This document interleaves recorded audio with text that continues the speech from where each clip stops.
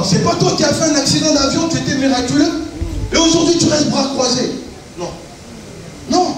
Tu ne sais pas qui tu adores. Alors laisse Dieu te donner des exemples. Laisse Dieu te montrer qu'un malfaiteur peut rentrer dans le royaume de Dieu. Et toi qui connais Dieu depuis longtemps, partir.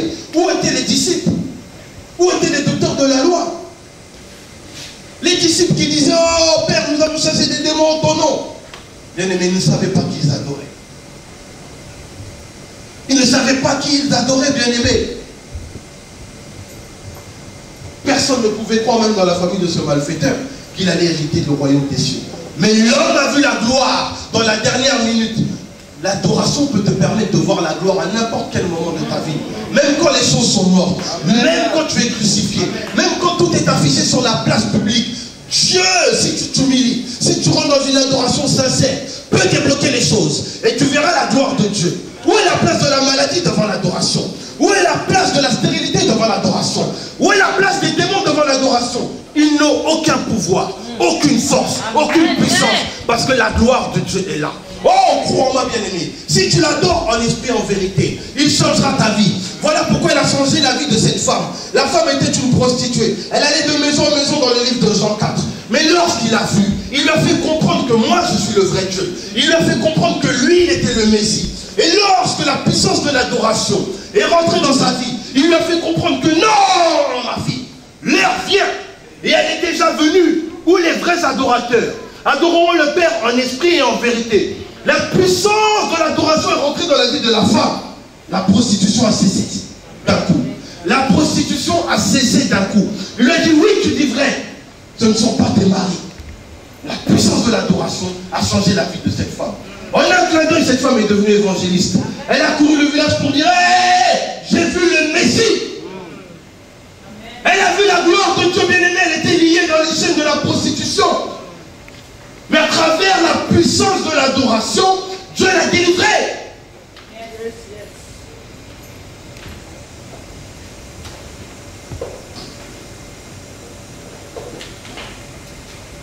L'adoration l'a changé. Anne vient avec un sacrifice devant la présence de Dieu bien-aimé. Aucun officier ni personne pour la pousser à adorer. Elle cherchait un enfant bien-aimé. Elle s'humilie dans la présence de Dieu. Elle dit, je ne suis pas ivre, serviteur de Dieu. Amen. Je ne suis pas ivre, prophète de l'Éternel. Mais je viens répandre mon cœur dans la présence de Dieu. Oh, lorsque le serviteur a entendu cela, bien-aimé, il a déclenché quelque chose avec le Père. Il a dit l'année prochaine, je te donnerai un fils, tu auras un fils. Et lorsque Dieu lui a donné Samuel, bien-aimé, regardez le ministère de Samuel. À travers Samuel est sorti David. Mais pourtant, elle était stérile. Mais elle a vu la gloire de Dieu à travers quoi? L'adoration. L'adoration, ce n'est pas les chants du groupe de louange. C'est la prière qui vient du fond de ton cœur. C'est l'acte que tu peux donner à Dieu. La femme n'avait pas de mots. Elle savait que si elle parlait mal. Elle allait dire n'importe quoi. Elle a rompu le parfum, ce qu'elle avait de plus cher.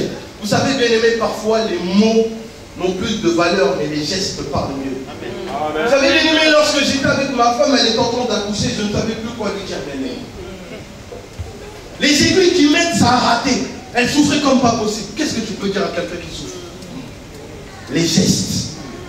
Et les gestes l'apaisent. Parfois, les mots n'ont plus de valeur, mais les gestes. Les gestes parlent. Jésus-Christ ne parlait plus sur la croix, mais son acte parle jusqu'aujourd'hui. L'adoration, bien-aimé, c'est un acte que tu peux donner. Christ revient bientôt, bien-aimé. Faites attention. Même les hommes les plus riches ne savent plus quoi faire. Le monde est dans la tourmente. Quelle attitude tu peux adopter? Quelle attitude tu peux donner à Dieu pour que le nom de Christ soit glorifié?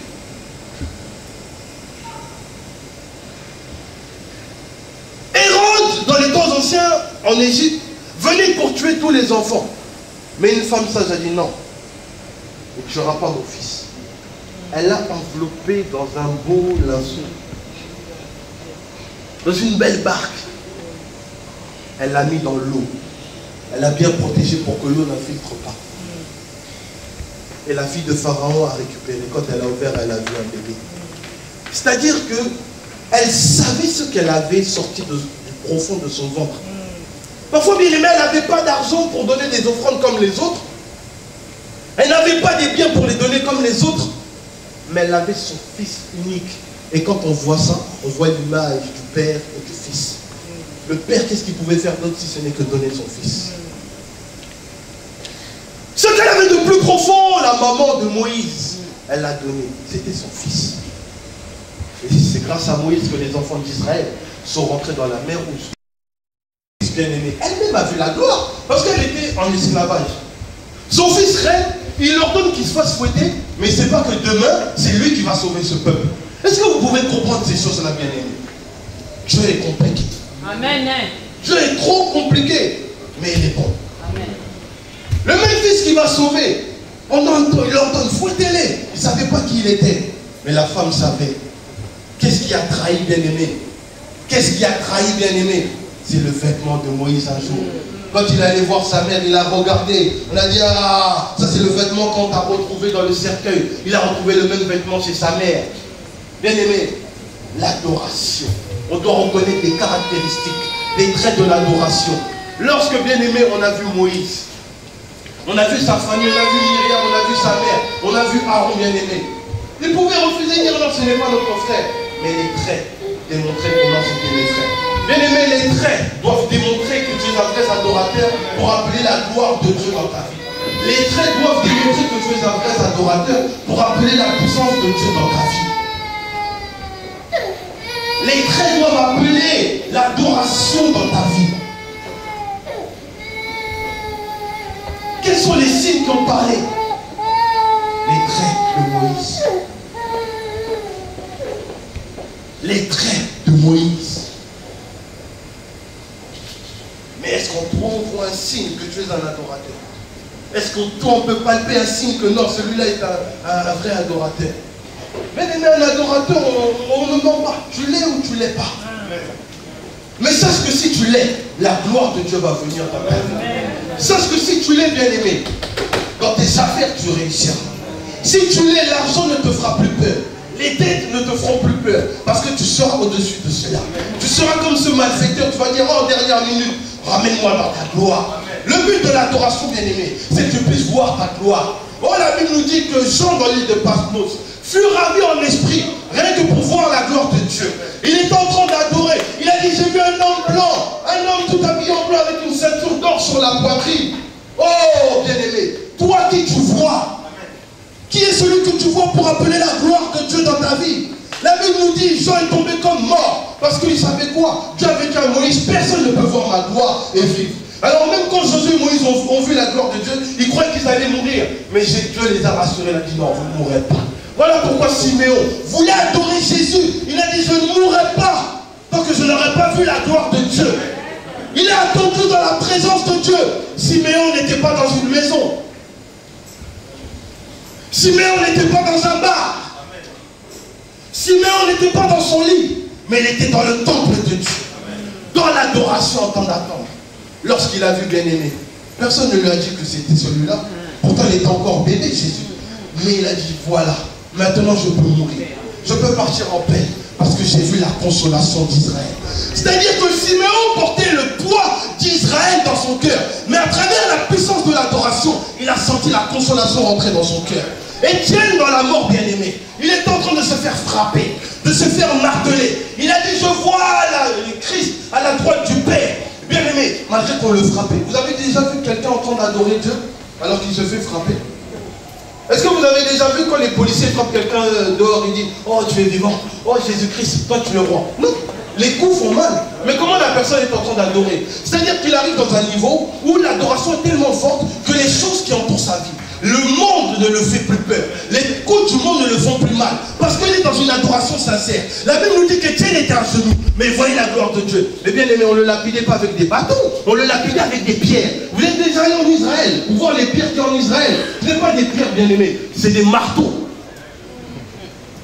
Les pierres, il n'y a que des montagnes en Israël, donc c'est des rochers, un roc dur. Mais on le frappe, et il ne sent pas les coups. On lui met des coups, il ne sent pas les coups. Parce que l'adoration l'a emmené à un autre niveau.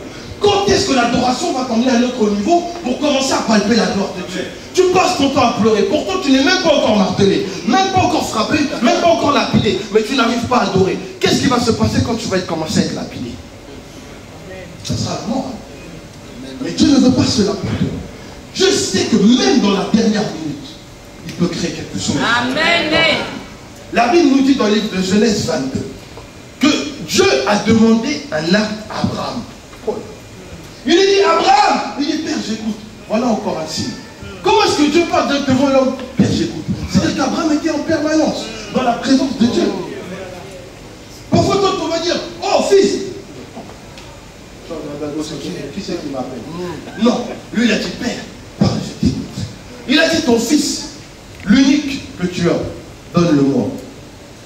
Mais comment Dieu peut dire fils unique alors qu'il a déjà Ismaël? Oh. Dieu lui dit ton fils unique, mais alors qu'il a déjà Ismaël. Isaac était le fruit de l'adoration. Ismaël, ce n'était pas le fruit de l'adoration. Ismaël était le fruit de eux-mêmes qu'ils ont inventé pour aider Dieu. Mais Isaac était le fruit de l'adoration. Il a eu à quel moment? Pendant qu'il était sous le désert, j'ai déjà prêché ça une fois. Il avait chaud. Les hommes mangent. Il dit, ah, toi t'as compris. L'année prochaine, tu auras un fils. Mais la femme dans la maison en train de rire. Parce qu'elle sait que la femme, ça fait longtemps qu'elle n'a plus des règles. Aucun désir, aucune attirance pour son mari. Et même son mari, plus de force, son corps ne fonctionne pas. Mais dans un an, Dieu dit que tu vas avoir un enfant. Amen. Il est Dieu. Et quand Dieu lui dit que tu vas avoir un enfant, il ne parle pas de n'importe quel enfant. Pourquoi est-ce que Dieu lui dit tu vas avoir un enfant alors qu'il avait déjà Ismaël? Ça pouvait consoler Abraham. Mais non, il lui fallait Isaac, le fils de la promesse. Laisse-moi te dire que c'est dans l'adoration que tu sortiras le fils de la promesse. C'est dans l'adoration que tu sortiras la vraie volonté de Dieu pour ta vie. Tant que tu ne seras pas dans le vrai, dans la vraie adoration, comme dans Jean 4, tu ne palperas pas la gloire de Dieu. Tout sera éphémère dans ta vie. Tout sera superficiel. Tout sera de l'abstrait. Ce sera des fleurs en plastique, en tissu. Mais ce ne seront pas des vraies fleurs créées par des jardiniers. Il a dit, donne-moi ton fils unique. Ah, mais j'étais sous le désert. Mon corps ne fonctionnait plus. Ça, c'est moi qui aurais dit ça. Tu me donnes ton fils. Je te chasse, esprit mauvais. Sors. Quelle est cette voix qui me parle? Je te pousse loin. Il a dit, ok, père. Il a pris 3 serviteurs, des ânes, son fils. Il l'a ramené en montagne. Arrive, la montagne, c'est le lieu de la prière. Arrivé à un certain niveau, bien aimé, il a dit aux 3 serviteurs, vous restez là. Laisse-moi te dire que dans l'adoration, bien aimé, il y a un niveau, maintenant tu dois laisser ta famille, laisser les choses à côté, monter que toi et Dieu. Laisser tout ce qui entoure, tes problèmes, tes factures. Mais laisse-les en bas, monte. Voilà pourquoi Jésus, quand il était à la montagne, il est monté seul. Intercesseur, vous ne pouvez pas ne prier ne fût-ce qu'une heure. Département de parole de vie, vous ne pouvez pas prier même une heure. Église de Dieu, nous ne pouvons pas prier même une heure. Il monte, il laisse les serviteurs, il prend juste le bois. Il prend le fils, qui était synonyme de l'offrande, du sacrifice, le fruit de son adoration, ce qu'il avait de plus cher. Écoute-moi, bien-aimé. Parfois, quand je regarde ce qu'on a aujourd'hui et ces gens-là qui ont adoré dans les temps anciens, respect pour eux. Respect pour eux, bien-aimés. Son fils, sans calculer, sans poser aucune condition, il l'emmène directement. Bref, il monte. Le fils dit, mais père, voyez-vous le fils de la promesse, il est jeune, mais il connaît déjà les choses. Il dit, mais je vois le bois. Je vois tout ce qu'il faut pour allumer le feu. Où est l'agneau? Bien-aimé, quelle forme d'adoration, de prière tu crées chez toi? Tes enfants ne connaissent même pas ces choses-là. Qu'est-ce que tu peux apprendre à ton enfant? À faire des crêtes à frimer. Lorsqu'il danse dans les fêtes de famille, il a dit, voilà, lui c'est mon fils. Tu as vu, il a fait le pas comme le danseur là, dans la vidéo. C'est ça. C'est ça qui t'importe. Mais quand il y aura des problèmes, c'est toi qui vas venir dire, ah, voilà, mon fils c'est ceci, mon fils c'est cela. À l'école, ça ne marche pas. Mais qu'est-ce que tu crées comme atmosphère? Abraham a ramené son fils à la montagne de la prière, à la montagne de l'adoration. Il savait que peu importe, Dieu m'a promis. Voilà pourquoi il faut être bien. Parce qu'il a dit Dieu m'a promis. Il savait que dans l'adoration, Dieu n'allait jamais récupérer son fils. Parce que c'était un fils qui lui avait promis. Et il a dit qu'il rendrait son nom grand. Voilà pourquoi il faut prier. Parce que quand Dieu va te demander quelque chose, tu comprendras plus tard pourquoi il va le faire. Parce que tu as la promesse. Tu sauras d'avance qu'un jour je priais. Dieu m'a dit qu'il allait me donner Isaac. Alors même s'il me le demande, je sais qu'au dernier moment, il va créer une solution. Quand le fils a demandé au père, où était la ligne? Nulle part. Mais il a dit, l'Éternel pourvoira. L'adoration donne la force, bien aimé, tu n'as pas peur. Lorsque les situations arrivent, tu dis, l'Éternel pourvoira. Lorsque le mal arrive, les sorciers viennent, n'importe qui vient dans ta vie, tu danses, tu dis, l'Éternel pourvoira. Amen, bien aimé, il faut adorer. Moi, bien aimé, je ne suis pas de ceux qui prêchent l'évangile pour caresser les gens. Vous dites Amen, bien-aimé, mais l'attitude d'un adorateur doit se voir. Et moi, je suis un prophète de Dieu. Dieu me parle. Dieu n'a pas encore trouvé un adorateur. C'est bien de dire Amen, bien-aimé, mais les actes. Abraham, quand il a emmené son fils bien-aimé, il n'a pas murmuré. Qu'on fasse un appel de fond tout de suite. Combien vont avoir des pierres d'assommoir dans leur cœur? Vous savez, bien-aimé, je ne suis pas de ceux qui prophétisent pour le plaisir de prophétiser. La prophétie, je l'utilise pour que le nom de Dieu soit glorifié et pour que tout le monde puisse reconnaître que Dieu est Dieu. Bien aimé, la semaine dernière, nous avons une démonstration en live. Une sœur qui naît, elle reçoit la parole de Dieu exacte pour sa vie et pour sa famille. Quelle bénédiction qui rentre dans sa vie. Mais bien aimé, qu'on nous demande tout de suite de faire quelque chose pour Dieu, nous allons commencer à murmurer. Nous allons commencer à parler. Oh, voici ceci, voici cela. Abraham, pour son fils le plus cher, il n'a pas murmuré. Bien aimé, continuez à murmurer, mais vous ne grandirez pas. Lorsque tu es dans l'adoration, Dieu te parle, sois obéissant. Parce que l'adoration pousse à l'obéissance. L'adoration pousse à ce que tu puisses grandir, à créer des choses nouvelles dans